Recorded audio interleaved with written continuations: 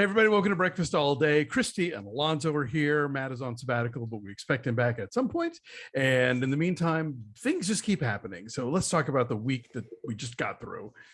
Well, there was news right after we stopped recording last week. So I'm going to go back to week-old news, like literally without fail, like 4 p.m. on Friday. There's some kind of news dump, but this is important, and that is that Britney is free. We hoped it would be coming. We knew that her hearing was happening while we were recording last week. Britney's no longer under a conservatorship with her father controlling her money and her every move. She's been posting videos online just talking about how she can go to the ATM and she can go to the store and buy candles. Little things. Should we start laying odds for when the media starts treating her like shit again? I hope we've all learned something. And she also said, so too. Yeah, she also said the Free Britney movement, she says, you guys saved my life. Wow. Because there was such a clamor and there were so many people outside that courthouse and online every day, really fighting for her. I mean, it was a party in the streets. It was hot that day too. It was hot in Los Angeles and people were like, pink confetti and music and dancing in the streets of downtown LA. So Britney's free. It'll be interesting also to see in about a year or two, like the general conversation about conservatorships and what this case has done for that, because I don't think anybody really, unless you're a lawyer or like directly involved with a family member in one, most people probably had no idea what a conservatorship even was until the Spears family kind of made it an issue that we all knew about. Yeah. Indeed. And there are several documentaries, which we've talked about on the show, which have covered all the nuts and bolts of, just how controlled she was. Yeah. And they're meant for people who are like elderly and infirm and cannot think for themselves, not superstars going on global multi-million-dollar making tours. Exactly. So that's fantastic news for Britney. Go Britney. While we're in downtown LA, let's just stay there for a sec, because the other big news, at least around here this week, was that Staples Center will soon no longer be Staples Center. This is a place where the Lakers and the Kings play. So many concerts take place there, and the Sparks of the WNBA. So many concerts. So much has happened there. So many championships at Staples. It will no longer be Staples as of December 25th. It will be Crypto.com Arena. No one's going to call it that. Nope. And I think I'm already embarrassed about this. Like I tweeted, I'm getting Enron Field vibes. Like this just seems so shady and so like flimsy of a sponsor. 2 years from now, I can't imagine it's still going to be bearing that name. And also I think LA people have a tendency to just call things by their old name anyway. Like, I mean, I still call it the Kodak Theater, even though it's the Dolby Theater now. Oh, right. Where they do the Oscars. And I think people just they fix on whatever the first name was and they kind of go with it. So, and Enron is no longer Enron. It's been Minute Maid Park for several years. Oh, well, now. No, I know. Once that company folded, like that was up for grabs again. But I'm just saying it has that same sense of like, yeah, that seemed like a good idea at the time and it did not last very long. And I can't imagine that this is going to. Right. And it's a 20-year, $700 million naming rights deal. It had been Staples supposedly in perpetuity, to use the lingo, but then AEG bought back the naming rights and then sold it to the Singapore crypto company called Crypto.com. And supposedly the Lakers and the Kings are now on board and are like official crypto people. And I don't know. I had to go see Ghostbusters Afterlife last night at a theater with people. And one of the many promos before the movie began was some Matt Damon ad for Crypto.com, in which he's like, "Fortune favors the bold." Like, oh, brother, they're so sanctimonious about this thing that's like in the ether. So yeah, I hope AEG got paid in actual like dollars or euros and not in Here is $700 million in crypto. In crypto and NFTs.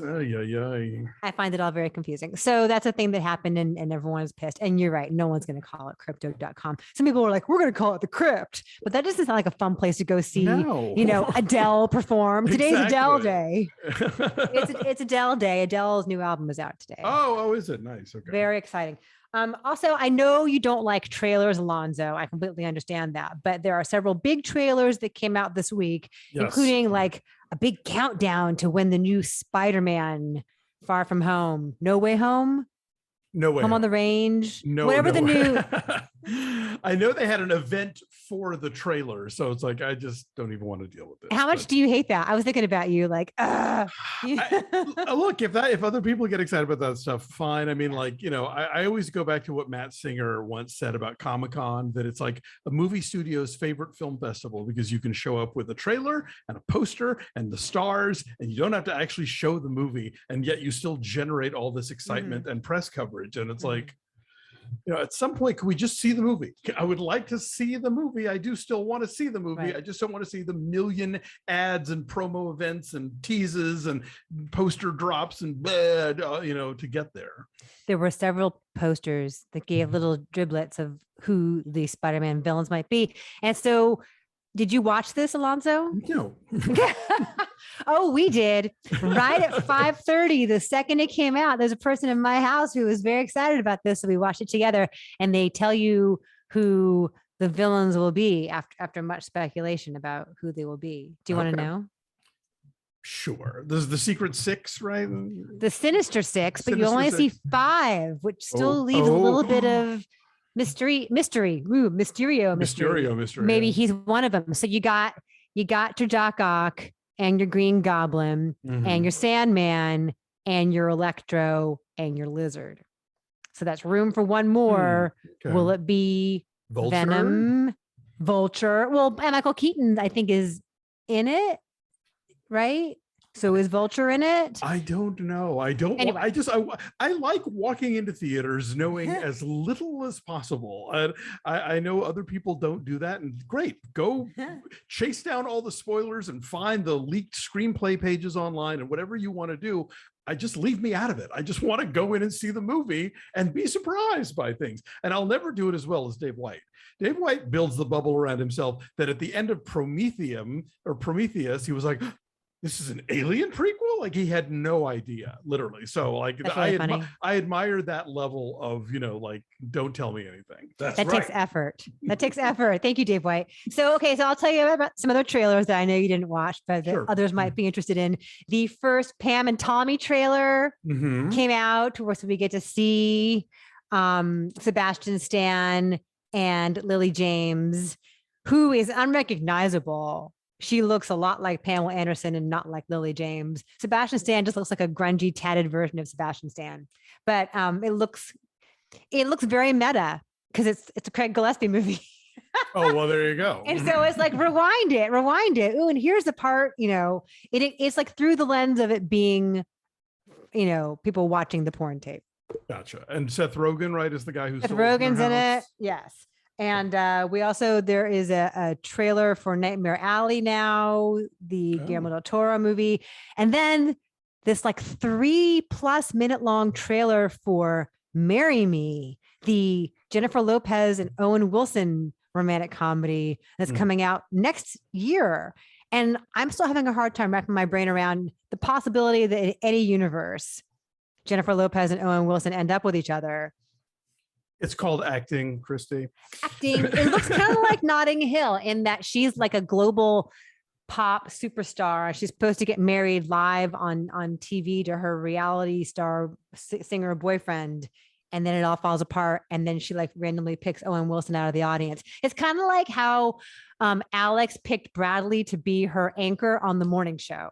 Oh, gotcha. Just on a whim and without thinking about it. Okay. He's holding a sign that says "Marry Me" because he's holding it for the person that he's there with, the kid that he's there with. And she takes him up on it. She's like, okay, I'll marry you. And then he becomes like the Hugh Grant to her Jennifer, or to her Julia Roberts, and that he's like along for the ride in her crazy famous world. Wow. Red carpets are so red. So that's coming out. I don't know. All right. I'm going to guess February. Just a thought. It's spring. It's a springtime thing. Also, there's a new Taylor Swift video out, directed by Blake Lively, starring Miles Teller and his wife. Is for the song "I Bet You Think About Me," and it's actually good. It's actually really good. Matthew Libatique is the DP on it. Oh, okay, nice. Do we think that Miles Teller got vaccinated to do this? He addressed it. He addressed did this. he? Did he? Okay. Yes, he did. Yes. He says that he is vaccinated. Not that it's anyone's business to ask. Oh, no. But it is if you're going to go work on a film set with other human beings. Yeah. It's your coworker's business, for God's sake. Okay. Yes, he is vaccinated. He's healthy and he cares about his people. Did you see, it's a very, very big, long article in Rolling Stone, this big investigation into Marilyn Manson? No, but I have heard some of the lowlights.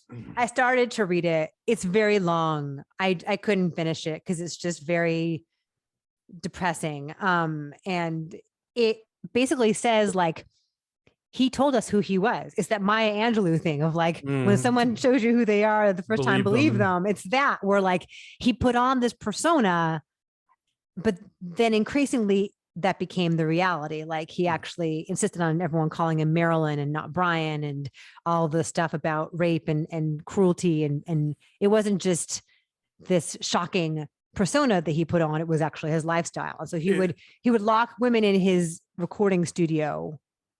Yeah. And to punish them. Is Evan Rachel Wood quoted in this piece? Yes. And so there's a lot in it. So it just details a lot of the sexual and psychological abuse that he perpetrated on many of his girlfriends over the years. And so that's it's difficult to read. It's very long, but it's out there. It's a big investigation that they did. Happier news. There's going to be a big Harry Potter reunion. Daniel Radcliffe, Emma Watson, and Rupert Grint are all going to get together for Return to Hogwarts, a special debuting on HBO Max on New Year's Day. Looking back on how young and impressionable and full of promise they were, and where are they now? All right. I have basically decided for myself that I'm not doing anything that might put a dime in J.K. Rowling's pocket, but you know, you do you. Yeah. I mean, I guess people are interested. At the same time, though, I suspect that if you're a super fan, you know what they've all been up to all this time. That's true. Yeah. I was gonna say they've hardly like slunk away from the public eye, but you know. Right. They're all working. Sure. Yeah. That's what I mean. Like, it's not like the kid who was in Willy Wonka and the Chocolate Factory and then became a large animal vet. Like they're all still, you know, in the business. Oh, he did? Good for him. That's nice. Did you watch Party Down when it was on before? I loved to Party Down. Are you excited about the Party Down return? I am. Yeah. I mean, like it's too bad that they didn't get her name just flew out of my head. The one person who isn't coming back, young actress. Yeah, thank you. Lizzie Kaplan is not coming back. Oh, right. But everybody else is, and I thought that was a great show. So as much as like I am not somebody who is sitting around waiting for every show I ever liked to be rebooted. This one, you know, I think is one of those shows that launched a lot of people, or at least was sort of an early look at a lot of people, and was always very well written. And so you can bring these characters back organically without it seeming like, oh, we're all together again. Like I think that it loans itself to, yeah, well, let's check in and, oh, they're still doing this. Okay, well, that makes sense. But does it make sense for them to all be in their mid 40s and still being like catering waiters? I suspect they will explain that. Yeah, so definitely Ken Marino and Adam Scott and Jane Lynch, a bunch of the original folks are going to be back. It's a 6-episode run on Starz. You know who made a brief appearance in the original Party Down? One Benjamin Mankiewicz. That's right. He's in one of the episodes. That's he played a sportscaster where they're catering a party for somebody who's in the NFL draft. He wasn't reporter number 2 like he usually Something is. like that, yeah. So that's coming out. There's also going to be, and this was kind of funny actually, a new Reno 911 movie called The Hunt for QAnon. Yes.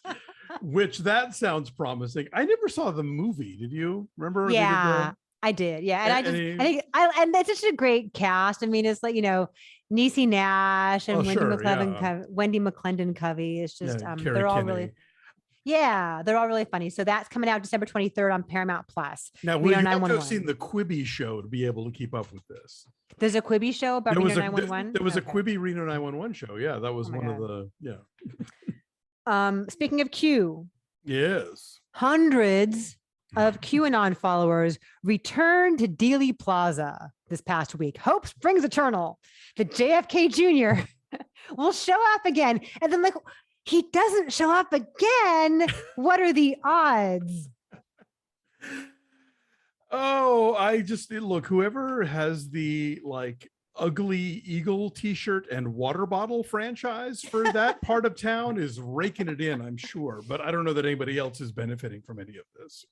Are they going to bars in Dallas, do you think? Like, are they enjoying the sights and sounds of Oak Lawn and Deep Ellum? Maybe not Oak Lawn. Maybe.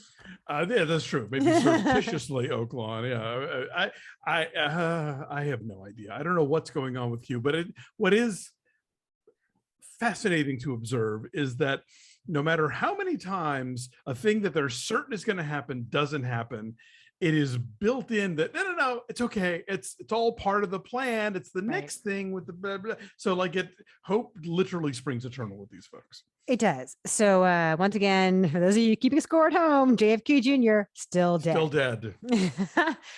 Did you see that Jonah Hill is going to play Jerry Garcia?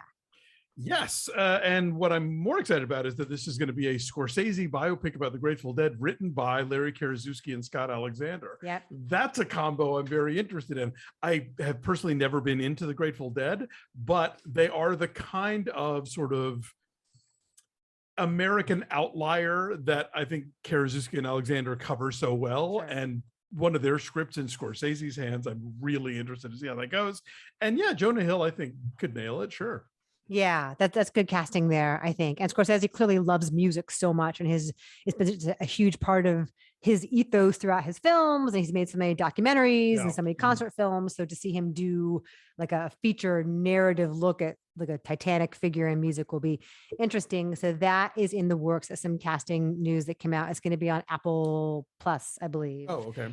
Greta Gerwig is going to write the script for a live action Snow White, starring Rachel Zegler and Gal Gadot as the Wicked Queen. I do not begrudge her the paychecks. I think that's great. Get paid, Greta Gerwig. I'm all for it. But like, okay, I'm interested in Barbie only because she and Noah Baumbach are writing it and she's directing it. So that's like, okay, I'm in for that.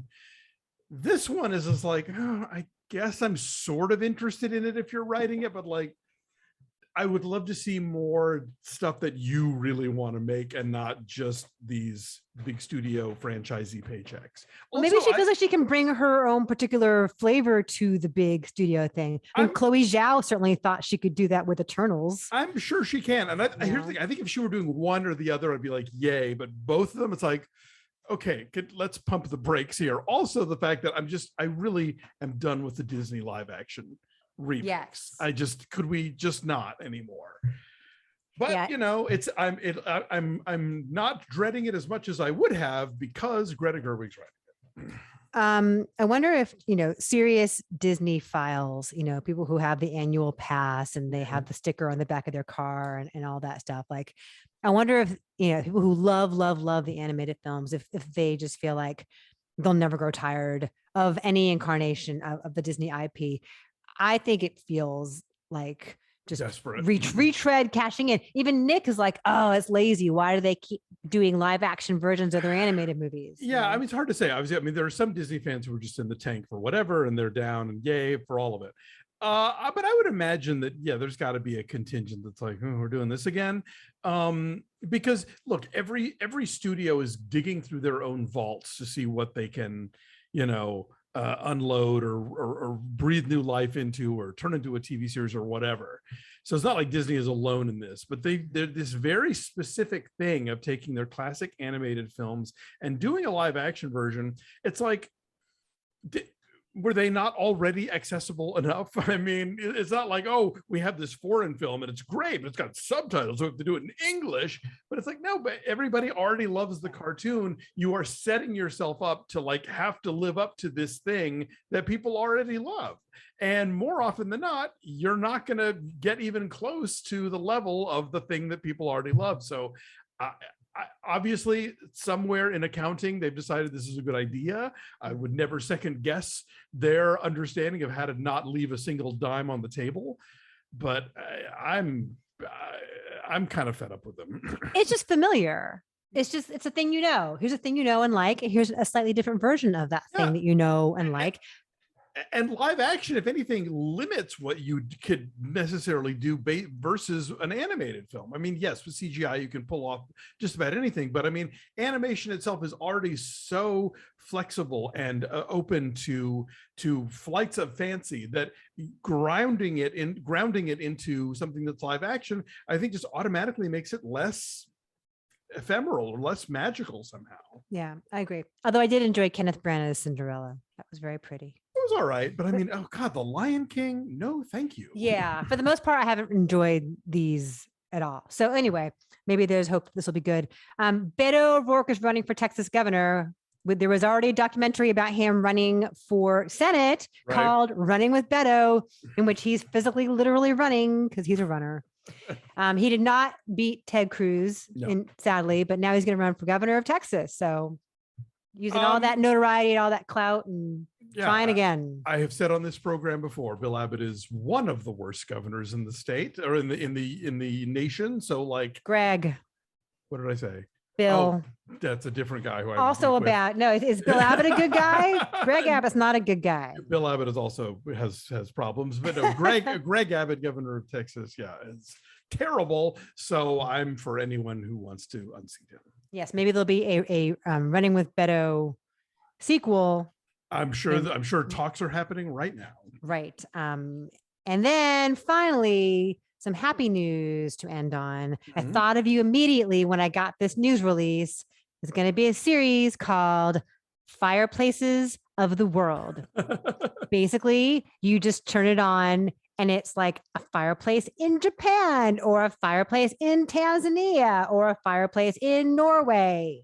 That is a cool idea. I mean, obviously the fireplace video thing has been around for a long time. I think it all started with the Channel 9 Yule log, right? The Yule log channel, all day long. No. In New York City, there's a local channel that would, at Christmas would do the Yule log, and now there's 24/7 Yule log channels. I was just telling Christy before, like on Pluto TV, I think there's at least 2 holiday fireplace channels. There's like ones you can watch on Netflix, but I like the around the world thing. I like the idea of like, here's a Norwegian fireplace, here's a Brazilian fireplace, whatever. Like that's kind of cool. So we'll see what that looks like. Our great friend Tim Grierson, I want to say a year or two ago, did a hilarious piece in Mel magazine in which he reviewed a whole bunch of different fireplace videos with the help of an actual firefighter.